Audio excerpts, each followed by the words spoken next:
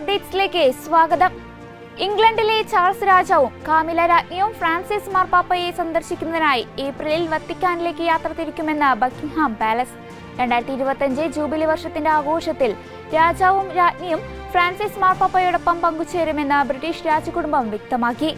അതേസമയം ഫ്രാൻസിസ് മാർപ്പാപ്പയുമായുള്ള മൂന്നാമത്തെ കൂടിക്കാഴ്ചയാണ് നടക്കാൻ പോകുന്നത്. 2017 2019 ഫ്രാൻസിസ് പാപ്പയുമായി കൂടിക്കാഴ്ച നടത്തിയിരുന്നു. സമാധാനത്തിന്റെ മനുഷ്യൻ എന്നാണ് ഫ്രാൻസിസ് മാർപ്പാപ്പ ചാൾസ് രാജാവിനെ വിശേഷിപ്പിച്ചത്. മ്യാൻമർ സൈന്യം നടത്തിയ വ്യോമാക്രമണത്തിൽ കത്തോലിക്ക ദേവാലയം തകർന്നു.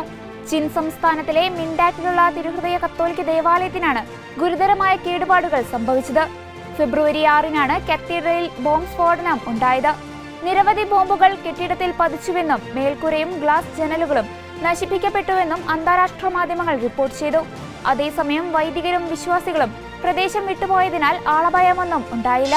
ക്രൈസ്തവ സമൂഹം ലോകത്തിനും ഭാരതത്തിനും കേരളത്തിനും നൽകിയ സേവനം വിവരണാതീതമാണെന്ന് Paschim Bengal governor doctor CV Anandabose WCMCയുടെ റീജിയണൽ കോൺഫറൻസ് തിരുവനന്തപുരത്ത് ഉദ്ഘാടനം ചെയ്യുകയായിരുന്നു ഗവർണർ.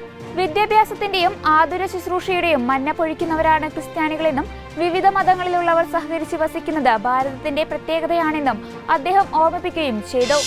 നൈജീരിയയിൽ വചനപ്രഘോഷകൻ ഉൾപ്പെടെ 3 ക്രൈസ്തവരെ തീവ്രവാദികൾ കൊലപ്പെടുത്തി. രാജ്യത്തിന്റെ വടക്കുകിഴക്കൻ മേഖലയിൽ അക്രമം തുടരുന്നതിനിടെ നൈജീരിയയിലെ ഗോംബെ സ്റ്റേറ്റിൽ ഇസ്ലാമിക തീവ്രവാദി സംഘടനയായ ബൊക്കോ ഹറാം തീവ്രവാദികളാണ് വചനപ്രഘോഷകനെ കൊലപ്പെടുത്തിയത്. കറുത്ത വസ്ത്രം ധരിച്ച തോക്കുധാരികൾ യമാൽ ടു ദേബ കൗണ്ടിയിലെ ലുബോയിലെ ECWA പള്ളി വളപ്പിലുള്ള വചനപ്രഘോഷകന്റെ വസതിയിൽ അതിക്രമിച്ചു കയറി ബാല ഗലാഡിമ എന്ന സുവിശേഷ പ്രഘോഷകന് നേരെ വെടിയുതിർക്കുകയായിരുന്നു. സാംസ്കാരിക സ്വത്വം സംരക്ഷിക്കാനുള്ള അവകാശം തദ്ദേശീയ ജനതയ്ക്കുണ്ടെന്ന് ഫ്രാൻസിസ് മാർപ്പാപ്പ. ഫെബ്രുവരി 10 ആരംഭിച്ച ഐക്യരാഷ്ട്രസഭയുടെ അന്താരാഷ്ട്ര കാർഷിക വികസന ഫണ്ട് സംഘടിപ്പിച്ച 7ാമത് തദ്ദേശീയ ഫോറത്തിന് അയച്ച സന്ദേശത്തിലാണ് മാർപ്പാപ്പയുടെ ഈ ഓർമ്മപ്പെടുത്തലുള്ളത്. ഭൂമി, ജലം, ഭക്ഷണം എന്നിവ വെറും ഉൽപ്പന്നങ്ങളല്ല, മറിച്ച് ജീവിതത്തിന്റെ അടിത്തറയും പ്രകൃതിയുമായുള്ള തദ്ദേശീയരുടെ ബന്ധം കൂടിയാണെന്ന് മാർപ്പാപ്പ വ്യക്തമാക്കി. അതേസമയം സാംസ്കാരിക സ്വത്വവും പ്രകൃതി വിഭവങ്ങളും സംരക്ഷിക്കാനുള്ള അവരുടെ അവകാശത്തെക്കുറിച്ച് മാർപ്പാപ്പ ഓർമ്മപ്പെടുത്തുകയും ചെയ്തു. ഇതോടെ ചർച്ച അപ്ഡേറ്റ്സ് പൂർണ്ണമാകുന്നു. നന്ദി.